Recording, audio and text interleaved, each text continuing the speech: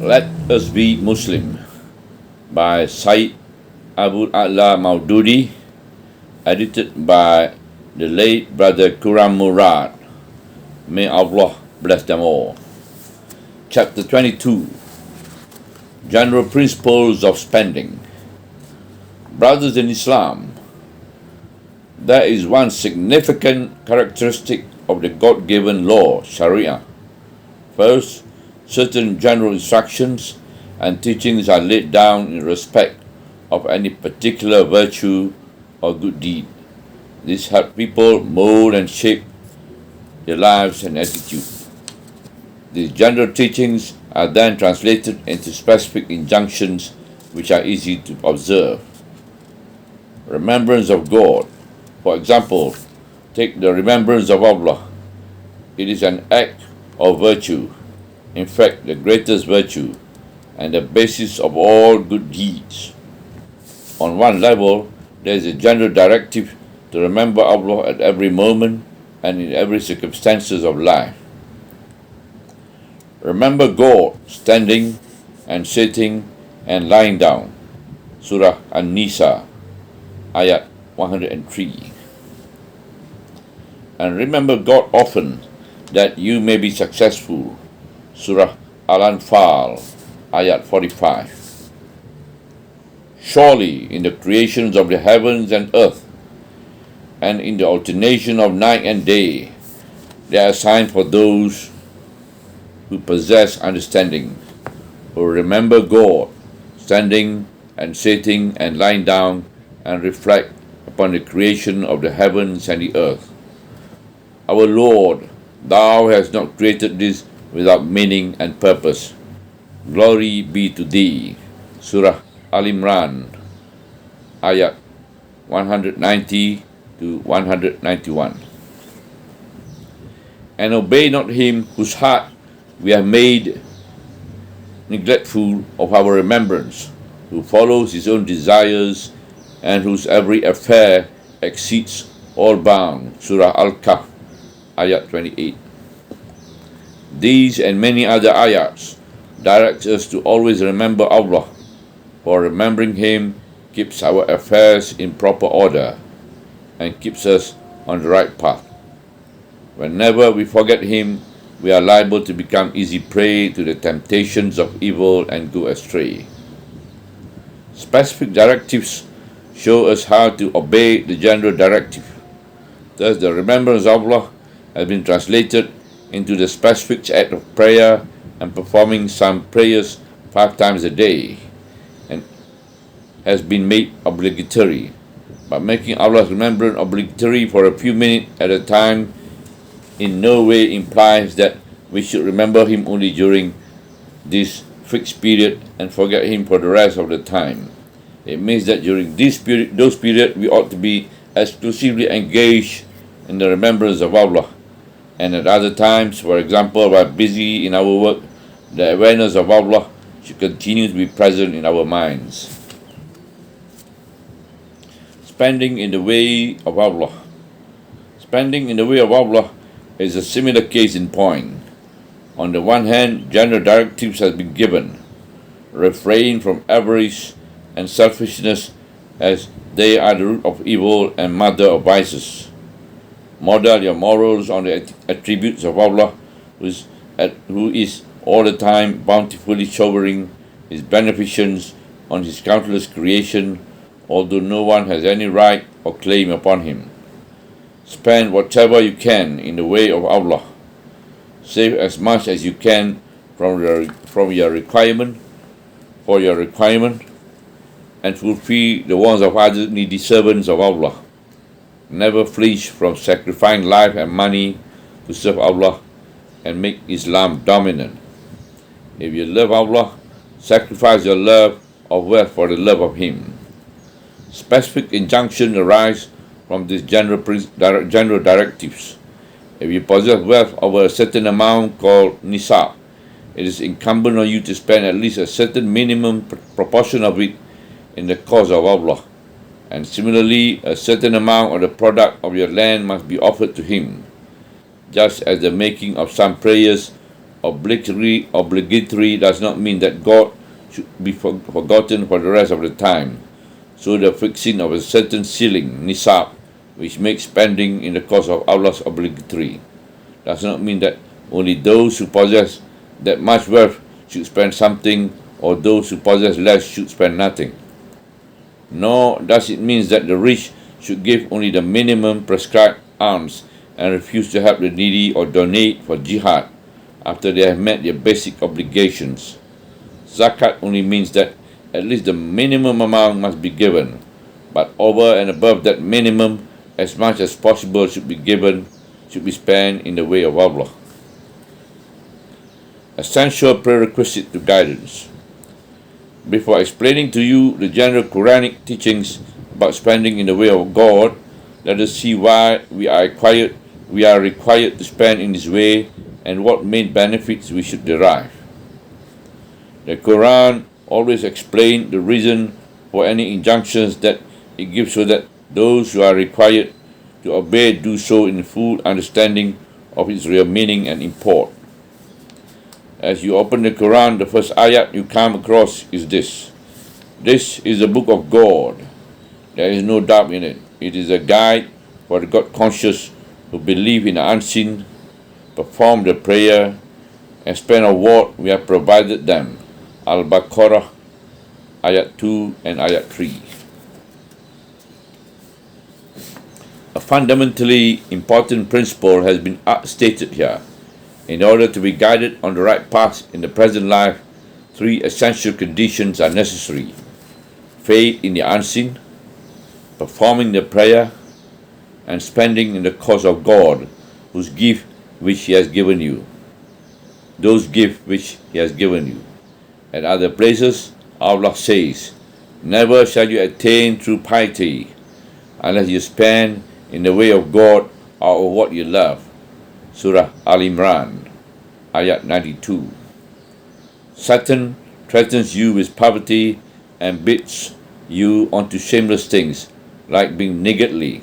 Surah Al-Baqarah, ayat 268.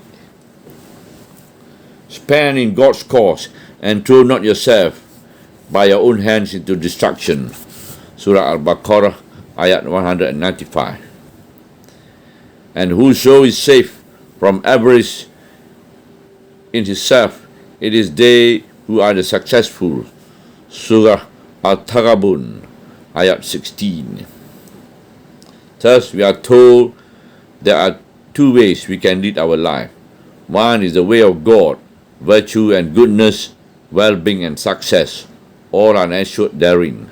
To walk on this path, you must generally help your brother and support jihad out of whatever resource God in His bounty and wisdom has given you. The other is a satanic way, apparently full of benefits, but in reality it leads to ruin. The hallmark of this way of life is worshipping money and amassing wealth at the expense of all other considerations. Let me now put you before the general basic principle that have been laid down for spending in the way of Allah. First, spend only to please Allah. First, spend solely to please Allah and seek only His approval, neither to put the recipient under the obligation, nor to earn a name for yourself or win approval and acclaim should be your aim. Spend not, but only for seeking God's countenance. Surah Al-Baqarah, ayat 272. Do not stress your benevolence. Second, never stress upon the needy what a great and generous benefactor you have been in helping, feeding, or clothing them, nor expect them to acknowledge it, nor treat them with contempt, or humiliate them, or injure their feeling in any way. Those who spend their wealth for the sake of God, and then follow not up their spending with stressing their own benevolence and hurting, their reward is with their Lord, and no fear shall be on them, neither shall they sorrow. A kind word and seeking forgiveness are better than a charitable deed followed by hurting. Surah Al-Baqarah, ayat 262 and 263. O believers, void not your charitable deeds by stressing your own benevolence and hurting, like the one who spent his wealth only to show off to people and believes not in God and the last day. For his parable is that of a smooth rock on which is a little earth, and then a rainstorm smites it, leaving it hard and bare. Surah Al-Baqarah, ayat 264. Gives only good things. Third, in the way of Allah, give only those things which are good and have been rightfully earned. Do not sort out shoddy things for this purpose. Why should those who dig out torn and old clothes to give to a poor man, or who set aside the worst possible food to dole out to a beggar, and not expect the same kind of reward from God? O believers, spend out of the good things you have earned, and out of that which we brings forth for you from the earth, and intend not to spend the bad thereof, which you would never accept yourself, except that you avert your eyes from it. Surah Al-Baqarah, ayat 267. Give unobtrusively and secretly. Fourth, give in as secret a manner as possible, so that your act of charity does not run the risk of being tainted with hypocrisy and ostentation. Although there is no harm in giving openly, it is far better to do so discreetly. If you do a deed of charity openly, it is well, but if you hide it and give it to the poor, that is even better for you, and it will acquit you of your evil deeds. Surah Al-Baqarah, ayat 271. Guard against misuse. Fifth, do not give money in excess of your actual needs to people who lack understanding, in case they are tempted by it to fall into bad habit.